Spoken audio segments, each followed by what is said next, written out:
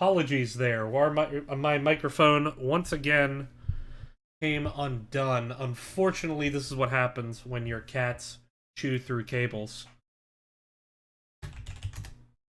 Um...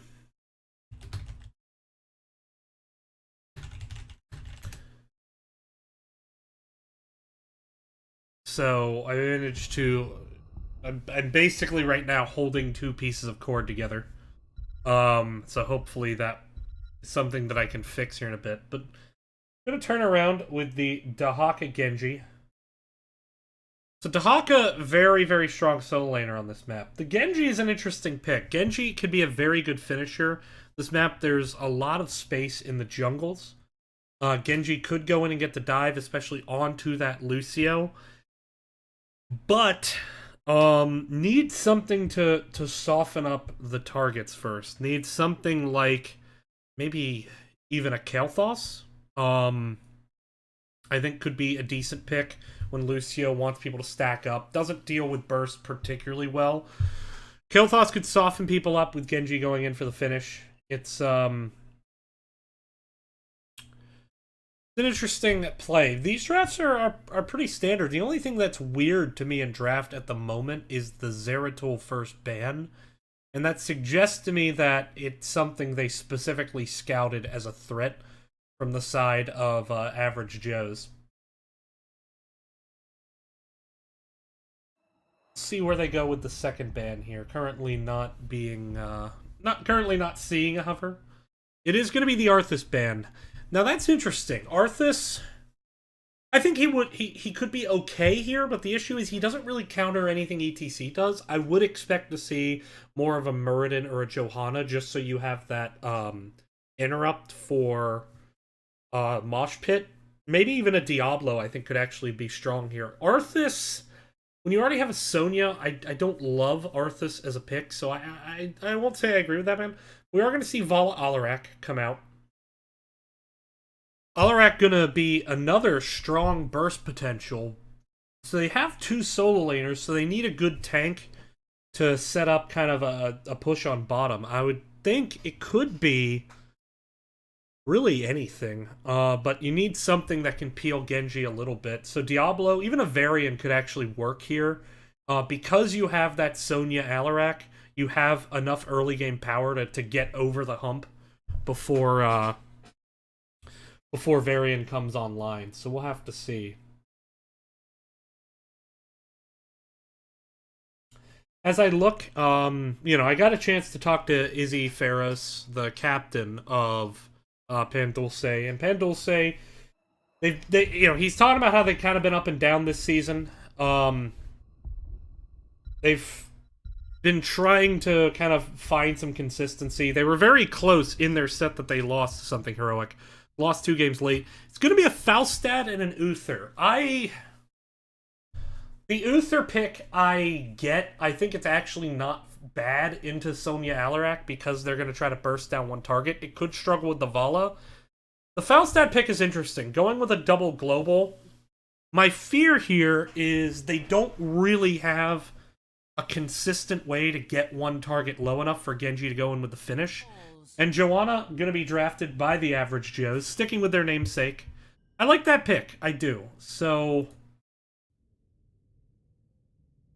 it gives you an ETC interrupt. It gives really good potential to counter Genji into a Blessed Shield Condemned, just to set up the blow-up combo.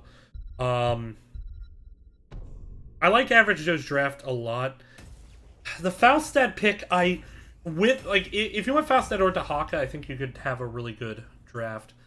But no Hanzo picked up by either team, so I'm very much surprised by the lack of Hanzo. Especially on this map. His W can get a lot of value around those shrines, but either neither team practicing it or neither team wanting to commit to it too hard. But we'll see as we head into this first match. First match of 4. Well, first map of 4. 2 matches tonight. Prepare yourself for battle. And we're going to start over here on the left. We're going to have Father of 3 on Vala. Diesel going to be on the Alarak. Pharos going to be on Joanna. 2J's going to be on Lucio. And Sir Fister Gonna be on Sonya. And over on the right side, Average Joes. We have Lord Boo. We have we have Trugzor on Falstad. We have Lord Boo on ETC. Random Task going to be on Genji. Harmful Wang going to be on Uther, and Ogle the Great going to be on Dahaka. As we move into this game, it'll be interesting to see. It looks like Sonya and Alarak already splitting out the solo lanes. So no real wanting for the mid fight now. That's an interesting choice because what it says is they're really concerned about soak. Because Dahaka and Falstad are going to be able to rotate before any soak is lost. So they really don't want to get behind early. They are going to be playing potentially for that late game. Which is, you know, Lucio gets stronger and stronger as the game goes on. Both teams, though, just starting to clear the wave. Very, very passive play on the side of... Excuse me, I actually have the teams labeled wrong. There we go, that's fixed. Very passive play out of the gate on the side of Average Joe's. Not really committing to a fight there. We do see Dahaka rotating down, saving the burrow. Just walking the old-fashioned way. Do a combo from Alarak, so going to take some damage there. But Random Task going to hang out, looking for that Alarak. Have to keep an eye on that. As we do see a 3v2 here in the mid lane. Vala going to enable a push into this ETC Uther. So something that Average Joes will need to be cognizant of. Once again, a combo landing on to Ogle the Great. Now, Caltrops is the choice from Vala. That is particularly interesting. That suggests a form of a Q build. But not Monster Hunter. So not trying to go for boss control. Just trying to go for that single target blow up, I think. Meanwhile, we are seeing the reduced cooldowns from Alarak. Law of Hope, not a surprise. Looks like an E-build coming out of Genji, who now starts to work on this camp. Vala rotating over as well. Seasoned Marksman going to be the pick from Falstad, going with that split push. And we do have the enhanced agility from Dahaka, very powerful on this map. But so far, XP pretty even. Slight wave clear lead in mid has led to some fort damage here. And meanwhile, Diesel actually getting caught out a bit. Tries to telekinesis towards the wall. Is Diesel going to be able to get away? Diesel, in fact, does. Random Task not going for the dive over the wall there. Perhaps didn't have the cooldown up. Is going for that full E-build, though. But it's going to be a bottom... camp. Now, there already is the siege camp up in the top, so this does favor Dulce. They're going to get a bit of an advantage. But Falstad can global down. Sonya is starting to rotate down, so Falstad should have time to clear this. Big power slide there onto Pharaohs, trying to get onto Father of Three on that Vala is Random Task. Random Task, though, going to have to use the Cyber Agility to back on out of there. Now, it looks like we have a bit of an awkward positioning 4v5 that puts Average Joe's down a bit. But here comes Falstad. Starting the channel was both Vala and Lucio, both breaking it off. Lucio looks like he's going to, in fact, be able to get the channel before Falstad comes in. And so the Siege Shine's still up. Falstad came in, but... well.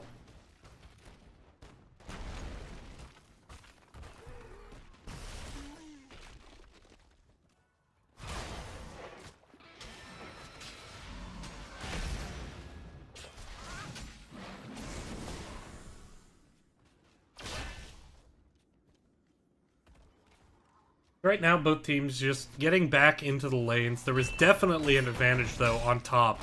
As Falstad still has not rotated top, so this is going to be a top wall, basically for free, pre-level 7.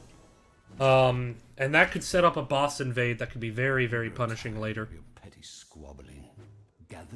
As, checking on things here.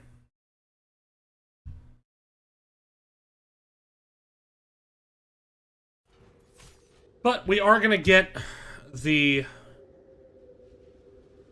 advantageous to Average Joe's spawn point down here in the top right.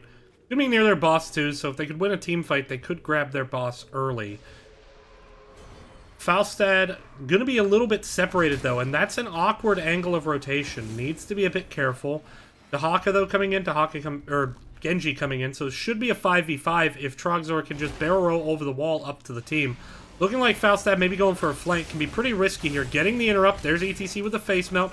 Trogzor trying to get some damage, but there goes Sonya on the backline, forcing the barrel roll back. But ETC and Dahaka diving in, getting on the 2Js. 2Js very low. Lord Boo now has to back up. Lord Boo popping that prog rock, trying to get back in. There's a cleanse used on Dahaka to make sure Dahaka can get away. Father of 3, very low on the Vala. There comes Pharos. Big condemn. Pharos going to set up quite a bit there. Random task now on the run, below 300 health. Falstad gonna be the first to die. Harmful Wang trying to get the channel. There's a good face melt zone, and despite the loss of Falstad, Uther manages to complete the channel.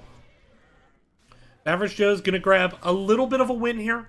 Slight XP lead, as we do see the boomerang coming out. Echo Pedal beating Frenzy is an interesting choice here. Very strong in the solo lane. Can be strong into the team fights because of the triple melee. We'll have to see where it goes. Top left position. It's advantageous for the left side, but nowhere near as much as the top right or the bottom left is. So we'll see what happens. Dahaka is still in the bot lane. Falstad getting a bit low there, starting to rotate up. Dahaka presumably has the burrow charge. Siege Giant's going to be picked up here on the side of Pandulce. Pandulce already set up onto the point. Going to be able to get a channel pretty much uncontested, but Surfister actually going to get ganked out here. Is there the poke? Random task gets in with the shurikens. Going to get the poke, but there's the triple from Diesel. Ooh, baby, a triple. Going to finish that quest immediately. So Diesel, you know, his team lost the battle, but that may go a long way to helping them win the war. Well done combo there by Alarak, just to get something out of nothing. Sonya did manage to get picked off, but a good aggressive rotation. Go for the solo laner before the fight starts, and then great awareness by Random Task to get in and get the interrupt right before the channel finishes. Just really good awareness of the situation, making sure you get the kill, but knowing you have the cyber agility into the shuriken to get the interrupt. Very, very good awareness by Random Task. Bruiser Camp's going to be picked up. Camp rotation has been much better on the side of Pandulce. Has not been super strong right now on the side of Average Joe's, but they are still leading the race to 10, and they should pick it up here as we look at the level 10 second. It is going to be the Dragon Strike as the warning comes in. And this, once again, definitely should favor Average Joe's. I don't see Pandulce being able to pick up level 10. They are going to try. We do have the D-Shield. We do have the Mighty Gust. ETC still holding his ult, and we have the Isolation out of Dahaka. And actually, they managed to catch Vala out in a rotation. And now Dahaka burrow charges over towards that Bruiser Camp. But this is 100%, especially with the Vala death, a curse going towards Average Joe's. There is a Bruiser Camp in the mid lane. Sonya's already ready to soak top. But Average Joe's could push in hard here on the bottom. Looks like they're sending Dahaka up and Falstad up to clear mid, while in comes the push. I would like to see a bit more of an aggressive decision being made with the curse point. It looks like they're going back to soaking, rather than just trying to take advantage of the curse and get push value. And now there's a heavy rotation coming in. Harmful Rang and Random Task in a bit of a bad spot. Falling Sword going to be the choice. Trying to get onto Uther. Uther blowing the self-D-shield to make sure you can get away. Here comes ETC looking for the separation. Good face melt to interrupt Alarak. Rain of Vengeance catches two, but not going to secure any kind of pressure. Dahaka, meanwhile, pushing in mid. We do have Falstad Sonya up in the top lane, barring back and forth. Dahaka getting quite a bit of value, though. But now another kind of rotation away. Average Joe's not really getting the push in I would like to see here. It looks like they're going to focus their efforts up in towards the mid. Fort taking quite a bit, but no fort has even gone down yet. And Sonya, though, does go down to the stage dive. Good stage dive by Lord Boo. But that whole time, no fort went down. Mid is weak. Bottom's pretty healthy, but all they got were walls. It's still going to give them a level lead, but I think Average Joe's could have done a lot more with that.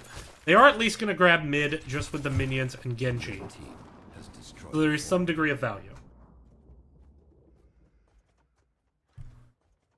We do have the Rain of Vengeance from Vala. We have the Counter-Strike from Alarak, Wrath of Berserker, Sound Barrier. The weird one is Falling Sword. And into a Genji, I am shocked by the Falling Sword choice. I really just strongly disagree with that. Bless Shield can set up Alarak to silence Genji, and if that happens, Genji dies. 100% Genji dies. And instead you have Falling Sword, which is, it could... If there was Mosh, it could interrupt it, but there isn't. I don't like the pick. Average Joes are going to grab the first boss. Boss now being started on the side of Pandulce, but calling retreat now because they know the aggression's coming in. Here comes a big stage dive. ETC needs to be careful. Diesel could chunk, but Dahaka does burrow in. Looks like they are going to try to invade this boss while Sonya has to rotate top, so this should go in favor of Average Joes. Average Joes doing some good work. Gonna pull the double blast play. I like ETC's positioning. ETC doesn't need to be on the boss. He doesn't need to be doing damage.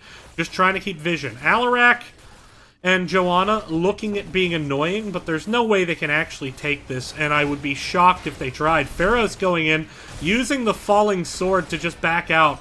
That's an ultimate use just to annoy the enemy team, and once again, I don't care for the decision-making. Because now you don't have an ultimate for this token, and you're going to have to deal with a boss as well.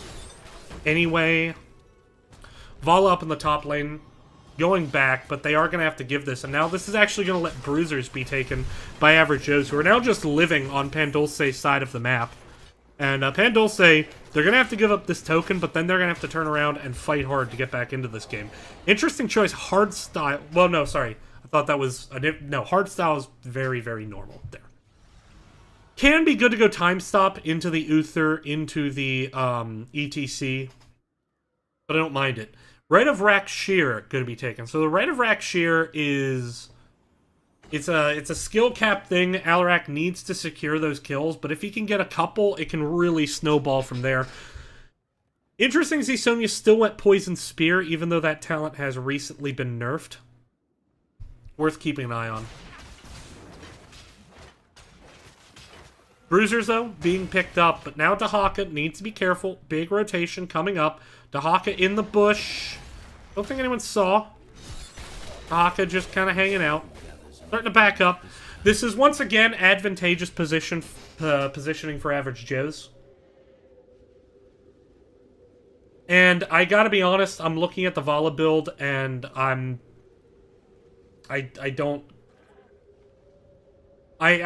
could be wrong, but I'm not understanding it personally, and I apologize to the Vala player, but I'm not there. I'll let it go. But let's see what Alarak can do. If Alarak can make the big play here. ETC comes in, has to power slide just to get to the right side of the team. There comes a big isolation onto Sonya. What a perfect ISO. There comes the Falling Sword onto the front line, focusing Dahaka. Here comes Dragon Blade, doing quite a bit of damage. Looks like Vala's going to go down. Alarak does manage to get the silence on the Lord Boom. Mighty Gust there, trying to force into the wall. Seemed to be a little bit of a miss. Genji all over 2J's on the back line. Oh, but gonna get deleted by Diesel. One shot comes in, but I don't think Diesel is going to get out. That's going to reset there. 3 for 1. Token does manage to get picked up by Average Joes, though. And now, once again, on Curse Point, and with Alarak dead for 20, Genji dead for 20. Neither team having their big burst playmaker, but I think this still favors, especially with level 16's Average Joes.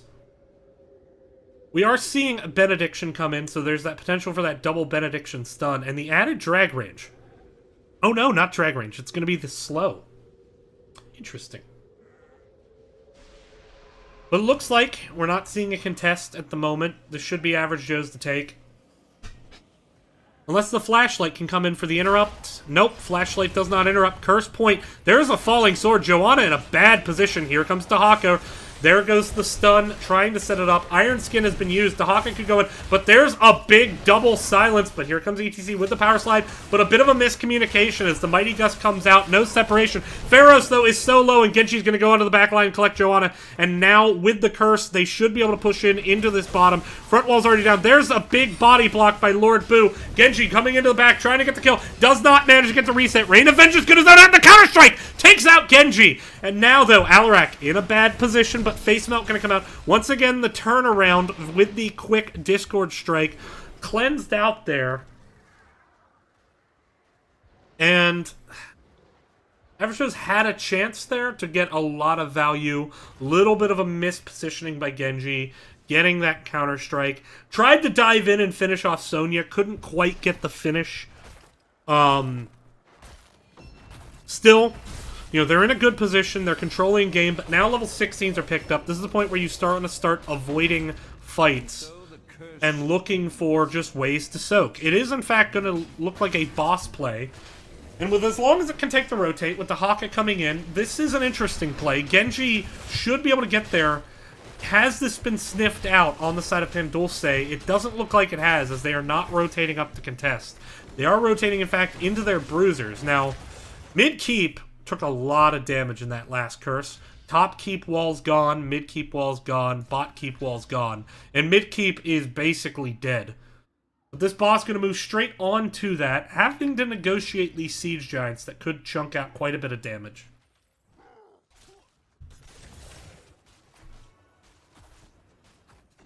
As we look, ooh, ETC has been invited to the bush party. There is the falling sword once again, not really getting any value. Falstad taking some damage. There's a big power slide in from ETC, but very tight choke point. And there's the Divine Blade coming in, but getting a lot of the damage mitigated. Now ETC diving onto the back line, but just simply no one there. And this seemed to just be a lot of misplays in this fight by Average Joe's. Ogle the Great now trying to get away. There's a tongue trying to get some of that tower slow, but Dahaka going to go down. ETC managing to find it back, but you know, we got the Divine Blade coming out, and it just did not do enough damage. Siege Giants, meanwhile, walk past the boss. Boss could take this keep. It could still work out in the favor of Average Joe's. And they have such a structural lead that that shouldn't hurt them too much. But it is now going to be bottom boss heading over to the side of Dulce, unless Average Joe's immediately sniffs this out. We'll have to see. It is taking a while to kill this. Is Average Joe's going to check? At this point, if they check, it's too late. So this is going to be the boss going over to Dulce. And they do have a Siege Giant camp in the top. We'll have to see. Dahaka still not up yet. But Vala going to be late to this fight. 4v4 for the time being. Dahaka going to be able to burrow in, make it a 5v5. Level 19 to 17, though, I would not be surprised to see Average Joe's just give this up. And it looks like that's what they're going to do. They don't want to fight. They want to find their level 20s. Sending off Dahaka to soak. Dahaka actually going to push up that top lane. Falling Sword, looking for some kind of engagement. Managed to catch Lord Boo, but there's a quick gust. Just not wanting a fight at all. Invasion coming in, though, under the fort, and I like this decision. Very good decision here by Average Joe's. Just back off. You're closer to 20. You are going to be able to poke out this boss. And it looks like Dahaka actually right now going for that mid-keep. Really only needs to walk the minions up to it, and the minions will do the rest. Meanwhile, Siege Giant's going to be stolen, but not pushing with the boss, so Dulce kind of letting Average Joe's off the hook for having Dahaka so split, and Dahaka actually going to get the keep, but there goes Vala separated by a great power slide combo. Genji coming to the backline, doing quite a bit of poke damage. Here comes a silence onto Alarak, and there goes the focus. Dragon Blade gonna secure the kill. There's a power slide onto Joanna, and Joanna's gonna go down, and that is 3 kills, and that could be the game as level 20 gets picked up. Level 20 talents not all being taken. We have the Apex Predator, we have the extended Dragon Blade, and it's gonna be a curse going over to Dulce, but, you know, immediate move onto core by Average Joe's. They're not going to be able to walk minions up, but they don't even need it. They have 20 seconds before Vala's up. They don't have the best core damage, but they have enough. As It's going to be the extended Mighty Gust coming in, disrupting Sir Fister. Harmful Wang taking quite a bit of damage. Does have the Redemption, yet blows the Divine Shield on himself all the same. Sonya does go down, core down to 30, and Average Joe's going to take game number 1. Very strong game by Average Joe's. Random Task making a lot of good plays for them. Some good power slide face melt combos by Lord Boo. And just ultimately, they had, despite not getting camps, they had very good macro play in the late game. I loved their decision to back off and to not fight into both the boss and the enemy team right as they were about 19.5. They backed up, they gave up the fort. Great decision making. Letting discretion be the better part of valor. Opening up another win condition by Dahaka splitting to kill the keep. And it worked out very well for them. So very, very happy with the play of Average Joe's in game number 1. And I think they're happy with it themselves. So we're going to take a brief break, get game number 2 set up, and then we'll be right back.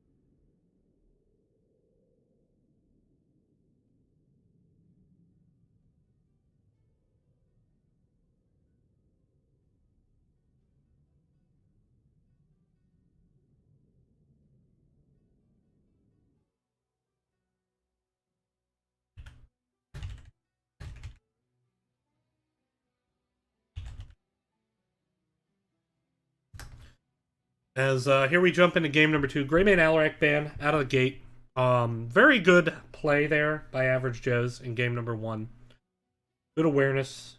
Strong overall play. And once again, they're going to get that Dahaka ETC. That was a combo that worked very, very well for them in game number 1.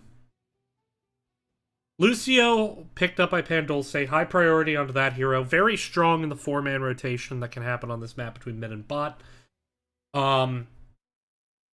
Has to position carefully because of both the potential for a silence as well as a power slide that could interrupt that sound barrier that's very critical to get off in a team fight.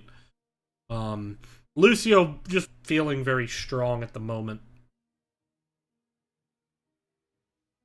But once again, sticking with that same front line, and I actually like that choice by Average Joe's. I really liked Lord Boo on the ETC. I really liked Ogle the Great on Dahaka, so I'm happy to see those heroes broken out again. You know, Dahaka, especially on this map, his global gets a lot of value.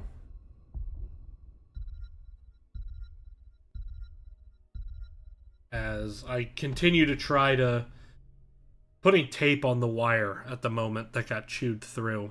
And also getting a new cat. Arthas Li Ming. That can be a strong combo. Arthas, Lucio, Li Ming. You have Arthas can get into the enemy team. He can sometimes lack engage, but with the Lucio can get onto an enemy hero. Now, he's going to have his hands full of ETC, because ETC can just power slide off the slows and any type of body blocks. But anyone else he can get onto that's squishy with a root, Li Ming could follow up on.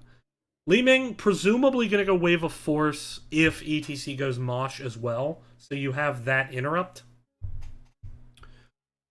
As far as bans right now, I would say you probably want to ban maybe a Joanna here. And the reason I say that is Arthas can be in the solo lane against Dahaka, though he would not do extraordinarily well in that lane. He would hold his own. Hovering the Sonya ban may commit to that. They do, in fact, commit to the Sonya ban. So not wanting to see that strong solo laner against Dahaka. But that does open up, actually, Malthael. I think Malthael would be a really strong pick for Pandulce. Because of the double warrior and because of the Lucio. You have, you know, you go in with that if Malthael gets low or turned on. You have the sound barrier that'll give time for Malthael to heal himself back up with the Tormented Souls. It would be a strong pick for Pandulce here. Banning out the Falstad, so trying to deal with that double global that hurt them in the last game, not wanting to give Average Joe's another opportunity at that. I would say the Falstad play, it was okay. It didn't amaze me in the last game, but I do understand when you go with an Arthas comp why you want to ban out Gust, and also on this map just denying a global. But let's see what damage comes in. Are we going to once again see that Genji? Do we maybe see Genji Uther come out right here again? I think it would be a strong rotation. You just grab the Genji Uther. You do set yourself up to be countered by Malthael. It's going to be Tychus and Rhaegar. Good choices as well. Right now you have a solo frontline Arthas. Tychus can nuke that very hard. A lot of CC to set Tychus up with his minigun. Rhaegar, going to bring you camp clear, which was something that Average Joe's did struggle with in the last game. He's still a strong support. Having cleanse into an Arthas comp is going to be critical. He's got that ancestral if someone does get locked down. You know, not going to be the best into Li Ming poke if his team doesn't do a good job avoiding free damage. But if his team avoids free damage, then the Rhaegar pick is going to be very, very strong. I like it quite a bit, in fact. Definitely a strong rotation comp with the ETC Tychus Rhaegar. Just pair that with something that can poke a bit to pressure Arthas even more. And it's going to be very, very hard for Pandulce to disrupt the rotation of Average Joe's. So Average Joe's, I'm liking this comp so far. Still no Hanzo, though, by either team. And this is surprising. Neither team drafting. Cassia Diablo. Interesting. So Because of the large amount of melee, this is interesting. It is 3 melee into Arthas, which can be a bit awkward. It's going to be the Jaina. Cassia could get a lot of value here. The Diablo is going to be the main take. Now, you do have Arthas in the solo lane with the Haka, and I think the Haka over time wins that, although it can be a bit more skill matchup. But if they get a good engage with Diablo into a Fend and Missile combo, that could actually benefit Pandulce quite a bit. This is an interesting comp. I'm thinking it's like Diablo flip into a root with the Li Ming and Cassia could blow up pretty much any target. And then you have the sound barrier if they counter engage onto Diablo. Or if a Ring of Frost comes out. You have a Wave of Force potentially to disrupt ETC Mosh. This is an interesting comp. Ultimately, Jaina is, I think, going to be pretty clear. We saw a lot of Jaina in HGC in week 1, so it'll be interesting to see what Random Task can do with her. As here, we jump into game number 2. Average Joe's with the 1-0 lead, trying to close out the series. Going to be a Random Task on Jaina. Trogs are going to be on Tychus. Random Task. Lord Boo on ETC. Ogle the Great on Dahaka. And Harmful Wang on that Mecha Rhaegar. And on the other side, we have Arthas, going to be played by Surfister. Pharos on Diablo. Diesel going to be on Cassia. Father of 3 on Li Ming. And 2Js once again on Lucio. Now, in the last game, we pretty much saw Average Joe's wanted to fight mid, and Pandulce wanted nothing of it. But here we go.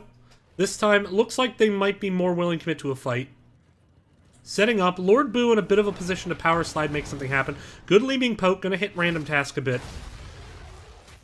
This should give a wave clear advantage in this particular wave, very slightly over to Pandulce. But so far, I have not cleared up the wave. We do already see Arthas Dahaka in the top. Dahaka getting a much better start. But Pharos clearing out the bottom.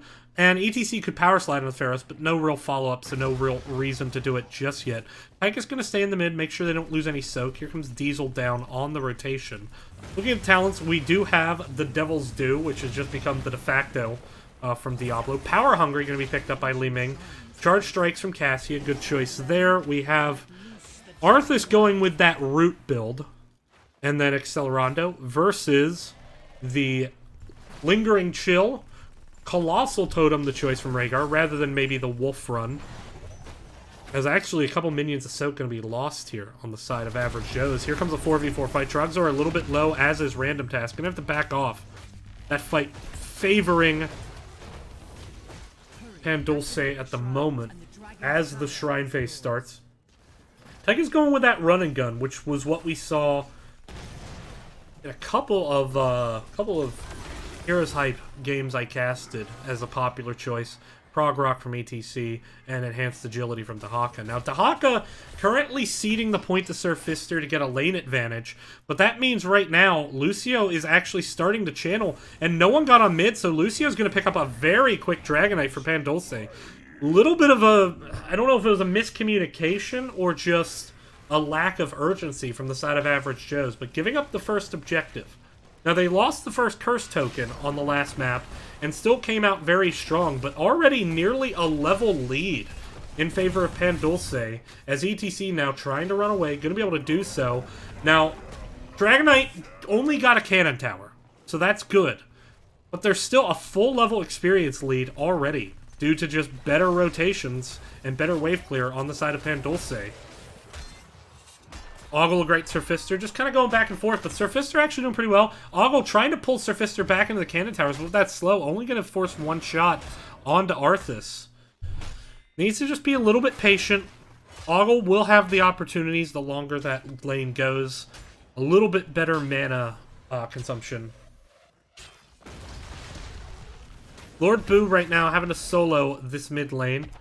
No one rotating into camps just yet. But as I say that, here come Diesel and 2Js onto their Siege Giants. Rhaegar going to start the Siege Giants solo. Rhaegar can still solo camps. I know he got some nerfs, so he's be fine. But Ogle the Great, having to blow his essence, now turning around, doesn't have the tongue to punish Sir Fister. Sir Fister, though, burning Ogle the Great's essence, and quite a bit of it. So that's a slight win. Lord Boo missing a power slide, looking for the engage. There's a flip. Diesel now potentially looking for some kind of engage. It is a 3v2 as both Siege Giants come to face each other, while Tychus and Li Ming square off in the mid. Blizzard coming down, slight wave clear advantage, ETC. Doing a good job picking up those regen globes, both for Tychus and for himself. Good globe stacking so far. And actually, good job by Average Joe's closing this XP gap. Starting to get some advantage here. There comes ETC, getting flipped, going to be able to power slide through that. Blizzard coming in, doing a bit of poke damage, not a ton. But it's going to look like the big fight will be over this bottom shrine here, as Dahaka and Arthas both backed up a bit. Now, Arthas is healthier, and actually Li Ming going to come up, so this could be an interesting situation. Bottom has already been picked up by Dulce, and here comes Li Ming. Arthas all over. There's the essence blown, though, so Ogle the Great should be okay for now. Going to pick up the mid, but here comes Tychus rotating down towards this bottom. Fight over the bottom. Random Task and Harmful Wang having to back off. Harmful Wang, very low mana. There is the dragon up mid. Lucio starting to charge up. Thinking wisely, though, Trogzork should have the grenade to interrupt. Lucio backing off immediately. Dahaka Hearth is still 1v1 in the top lane. Jaina trying to sneak this bot. Needs to be careful, though, because here comes Diablo. And Diablo does not want a popsicle. Gonna let Jaina go. Once again, Shrine turns red.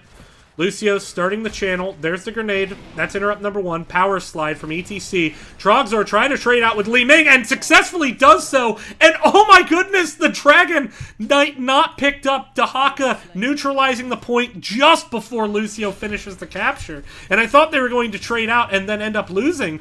But meanwhile, Cassia goes down the bot lane. What a great turnaround by Average Joes, who now find themselves in a very strong position on the map at the moment. Now, Harmful Wangs, though, still extremely low on mana, having to fall back, so not going to be able to fully capitalize on this. But here comes Arthas, ETC gank. Tychus still mid, so there isn't really damage. And actually, with Li Ming up here, there's no real way to win, so much as just you neutralize the point, at least for now. Turn it blue. Tychus starting to back off. Jaina 1v1 against Diablo. Here comes ETC. Big power slide. There's the tongue onto Li Ming.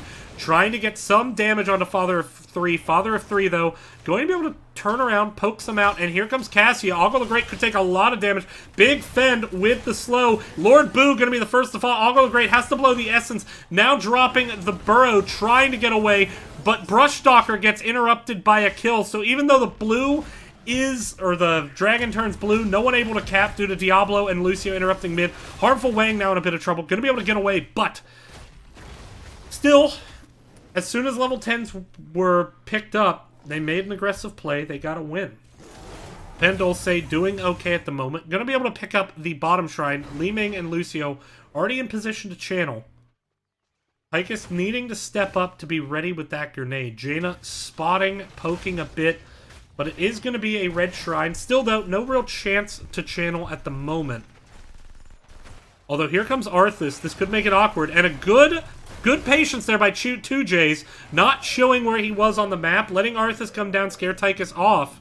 And the bottom point was not neutralized in time. Trying to go for the kill onto Diesel. Diesel gets out with 14 HP. My goodness. And now Harmful Wang's in a bad spot. Going to get rooted. Li Ming coming in, trying to trade with Random Task. Now turns the attention on the Rhaegar. Rhaegar taking a lot of damage. Good face melt. Trying to zone it out. Harmful Wang does manage to get behind the wall.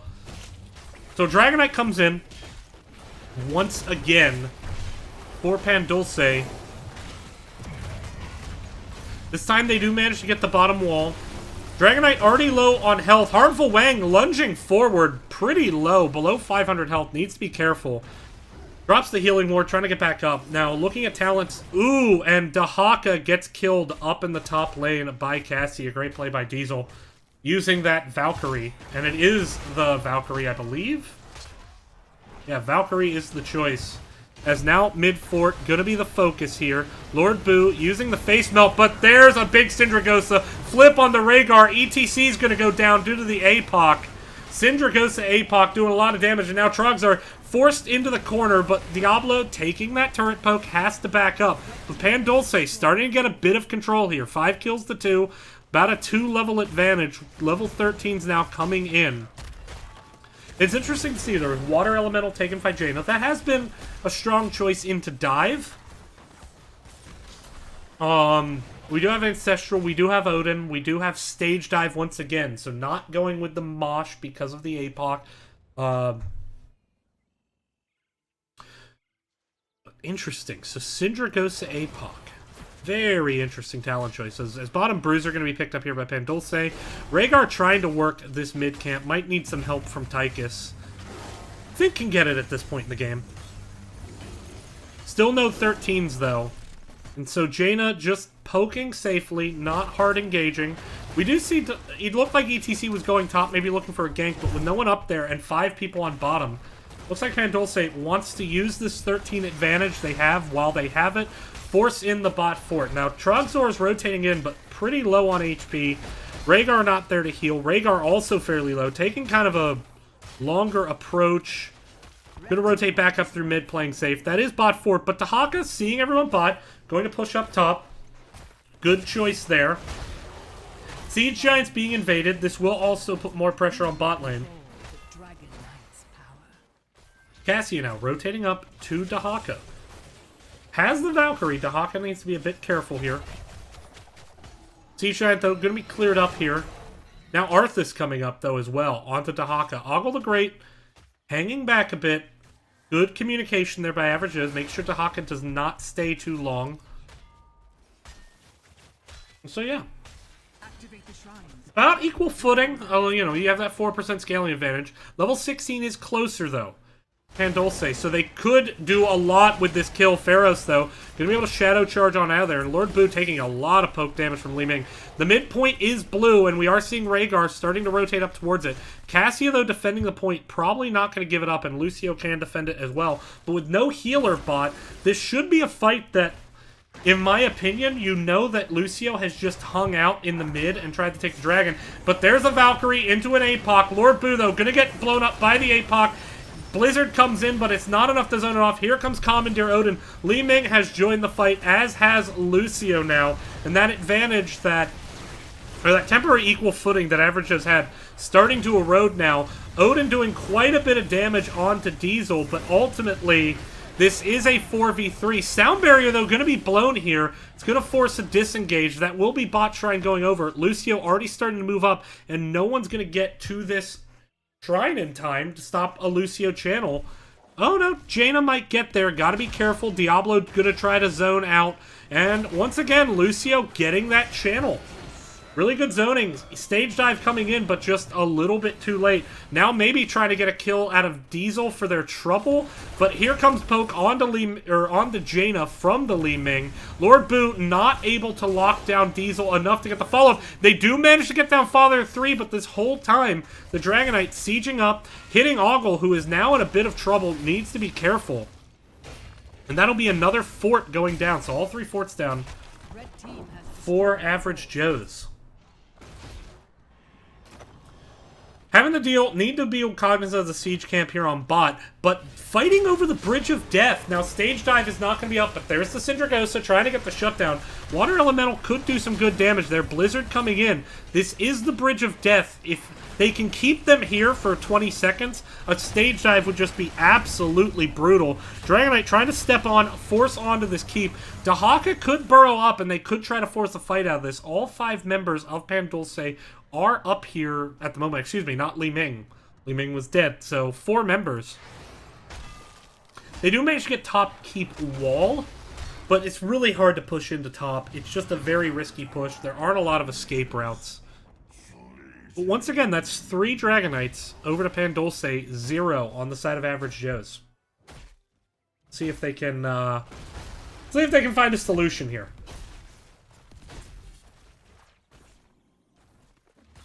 These Giants picked up here on the side of Average Joes. Gonna be scouted by Diablo, not able to really do anything about it. Meanwhile, top Bruisers picked up. Gonna force Average Joes to respond to that. But right now, both teams at 16, so you have some time. We are seeing that root coming in with Numbing Blast.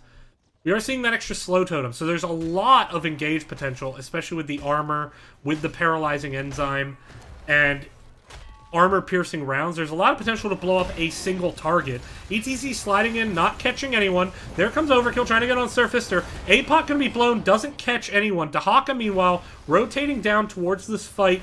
Now Burrow charging in towards the back. Gonna look for that tongue with the enhanced agility. Li Ming getting a lot of damage, though. There's a Cindergosa, but Ancestral manages to catch onto Jaina. Lord Boo, though, in a bit of trouble. Using the stage dive almost as a form of an ice block. Surfister gonna be the focus. ETC goes down to Li Ming. Li Ming with the resets, charging in. Now Dahaka gonna be the next to lose his life after Arthas did as well. But there's a tongue on the Li Ming. 1-for-1 trade once again. Sorry, not Li Ming. Excuse me, that was Lucio. And so if they can buy time for Rhaegar to heal up Random Task and Trogzors, this is a potential advantage situation, but they have to be cognizant. There is a Bruiser camp pushing in the top. Li Ming doing well in that fight to get very, very strong poke damage. With that Calamity build, with the Mirror Ball. And it looks like Average Joe's is just going to completely ignore this. They're going to try to buy time for the globals to come back up and give them an advantage in this bot lane. Diablo gonna look for the flank here, trying to get on. Now Harmful Wang in a really awkward position, dropping the slow totem. Huge amount of damage with the pseudo root from the totem, but Tychus gets caught out by the Valkyrie, and Tychus is actually gonna be the first to fall. Meanwhile, Diablo, his health bar may look low, but he had almost 1,000 health there, and now Harmful Wang is gonna drop, and this is starting to fall apart a bit for Average Joe's. Dulce managing to get some degree of an edge here. They're going to neutralize the bottom point before Dahaka can get a channel. And they now have a 5-3 advantage. And this late in the game, this could be devastating for Average Joe's. ETC, bit of an awkward spot, trying to run away. Needs to be careful. Pharaohs is mounted up, going to get the flip. ETC could power slide out. Power slides out, but almost towards the enemy team. May have been better to power slide out towards the bottom. Tries the stage dive at the last second, but gets interrupted by death.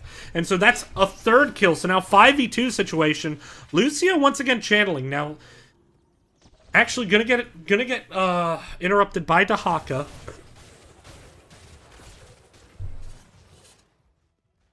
ETC gonna be down for another 30. We'll have the stage dive when he's back up. Potential invasion onto the Bruiser camp. No, it looks like they're gonna set up around the altar, and Arthas going to cap the shrine and just slow down the approach. But now Tychus and Jaina actually starting to turn on Surfister quite a bit. Surfister's actually going to die here, so that is a death right before level 20's picked up with the Dragon Knight. And it looks like they're going to run across the Bridge of Death to try to fight this. This could be a bad mistake here by Dulce. They have a stage dive, they have ISO, they have Odin, and they're going to be able to rotate up and fight on the Bridge of Death. A stage dive onto the backline with a Commandeer Odin could be absolutely huge. They are going to lose the keep, but the question is, what can they do with it? Lord Boo, potentially looking for the power slide.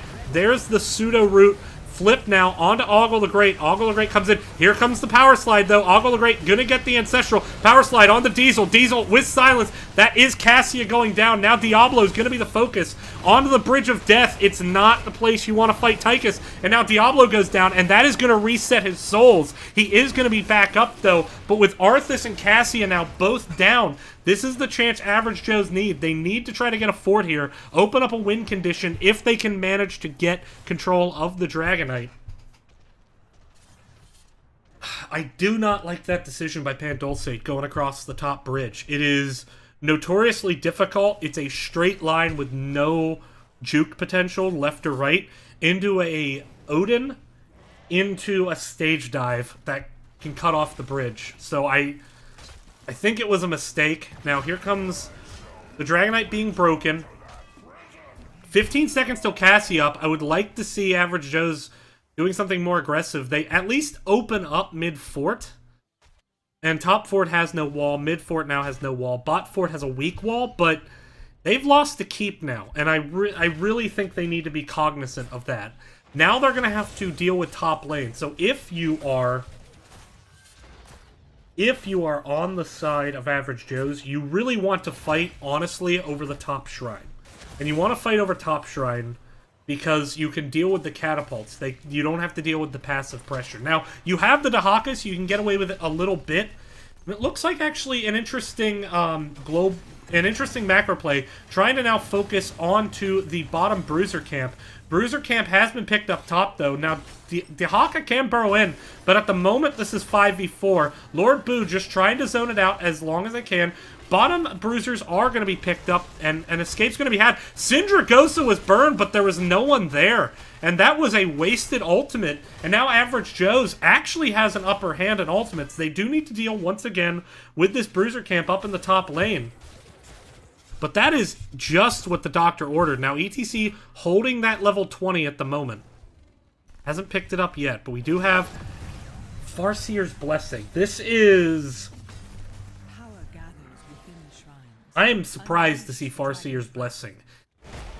Ooh, and ETC face checked, and Lord Boo gonna pay for it and drop. There's the Death Mosh, gonna try to get some kind of blow up. Tychus does manage to get quite a bit on the Diesel, but there's the sound barrier, and now it's a 3v5. Cleanse gonna be used. Here comes Ogle Great, gets a stun onto the Haka. There's Lehman coming in with the poke. Big red button, doing quite a bit of damage. Now Pharos getting low. Pharos should go down. Pharos does go down. There's a Valkyrie, gonna push Tychus up. But now the chase is on. Farseer's Blessing, though, does not manage to land onto Harmful Wang. 1-for-1 trade, both teams losing the tank. But meanwhile, here comes the Bruiser camp. 3 catapults onto core. They have to respond to this on the side of Average Joe's. It looks like Rhaegar going to be the one to back. Shield damage is up. Shields are going to drop. This is going to be some real core damage. Meanwhile, Jaina and Dahaka both channeling the side, but Random Task needs to be careful. Random Task dismounted, going to get rooted. That is going to be Jaina absolutely dropping. No escape there. Needed to stay mounted and just back off. And once again, Average Joe's, they have a chance, and they, I think, don't make the right plays there. And as a result, with Jaina going down, still the advantage to Pandulce. On Pandulce, I'm looking for a way to once again try to sneak that dragon. They are going to have Diablo up soon.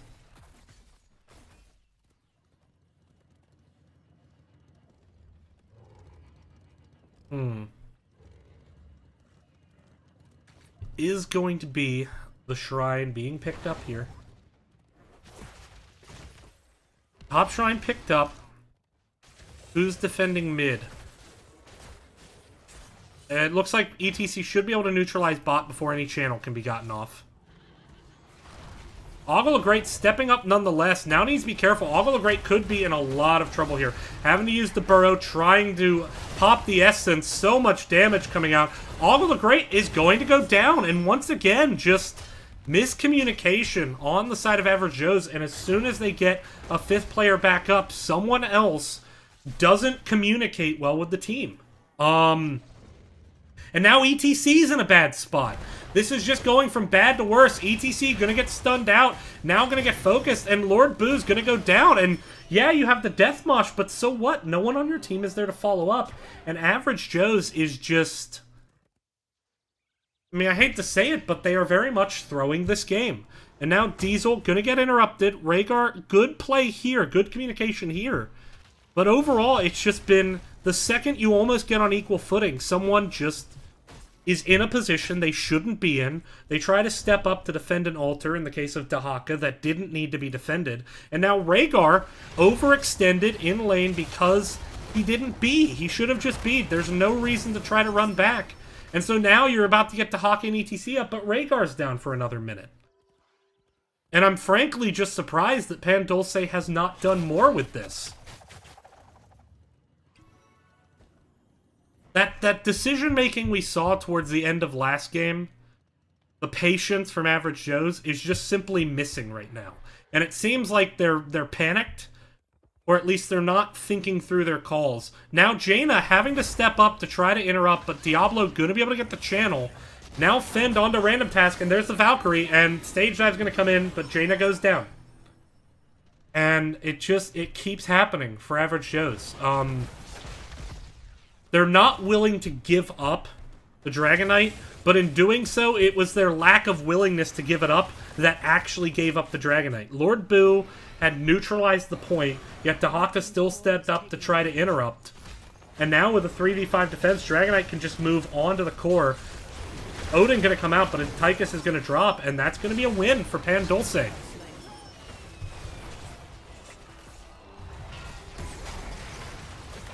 And it's unfortunate. Average Joe's definitely had a chance to get in that game. Pan Dulce did a good job. They led the whole way, but it just seemed like things really got away from Average Joe's there, communication-wise. So it's going to be a 1-1 draw. Both teams going to take a point here. As we look at the stats. So, once again, just kind of a mismatch of a game there by Average Joe's. Lord Boo did not have the precision he had in that first game. He had one or two good stage dives, but made a lot of over-aggressive positioning choices, and it put his team in a bad spot in a couple of places. Then just kind of poor communication there, and that unfortunately is what prevented them from getting back into the game. But let's not rip on Average Joe's. Pan Dulce played a good game. They controlled the map the whole way through. Even when they lost, they found ways to maintain control of the map. And so overall, Pan Dulce definitely deserved that win. But we're going to see if I can get an interview with a member of Pan Dulce, and we'll be right back.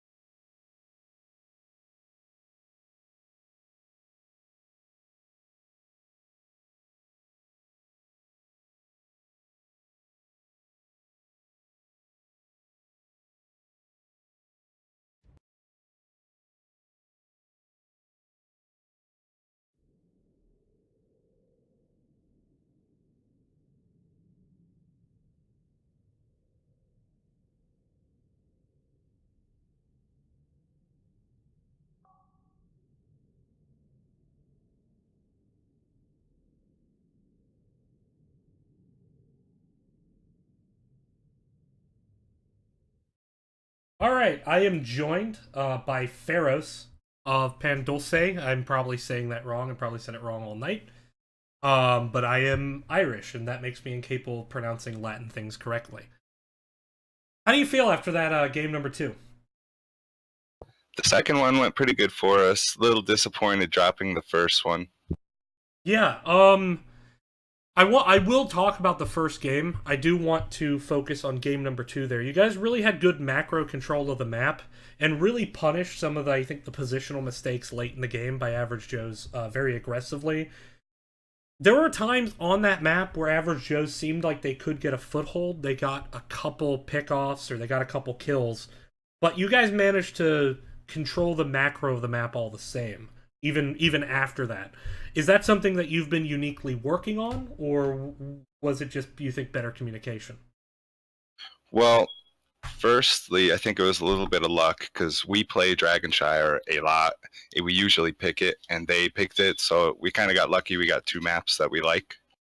And then I think you kind of nailed it on the head when you were precursing the interview. They just got a little too aggressive, and they kind of made it easy for us to take advantage. Yeah, it seemed that way. Like I do want to point out one moment late in the game where ETC was going to neutralize bot Shrine, so that way you couldn't get the cap. Yet at the same time, Dahaka felt the need to step up to defend mid to prevent a cap, which wouldn't have gone off.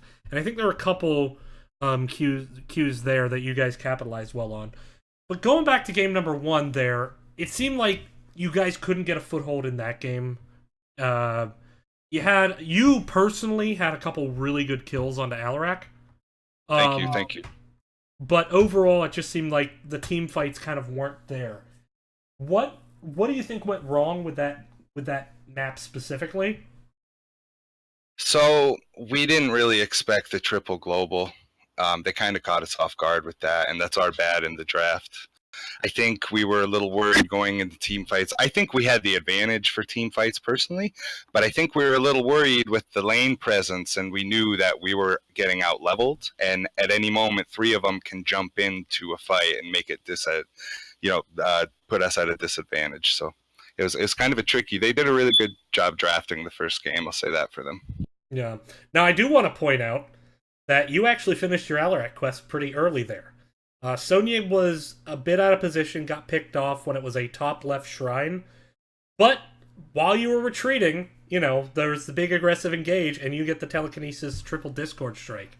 So that was actually a pretty impressive play, and it did lead to, you had a couple deletes on Genji, one off a Discord strike, one off a counter strike. But overall, it just seemed to not get there. So what was the big change? Because you talked about draft. What was the big change going into game number 2 that you think worked out from a drafting perspective, if there was one? Well, it's tough because they did get I believe they got the double global the second game. We banned out Falstad, so the Falstad player did a really good job the first game, and I think that kind of helped us a little bit not having him there. And then I think it was just, we're so comfortable on that map, we really have our rotations down. All right. Well, with that, we're going to end the interview there. Thanks for coming in. Do you have any shout-outs for your team or yourself before you go? No, just good job, team. All right, so with that, I'm going to take a break and set up for the second match of the evening. We're going to head to Division A. It's going to be Reborn, very, very top-tier team in Division A versus Team GG. Let's see if Reborn can keep their momentum going. We'll be right back.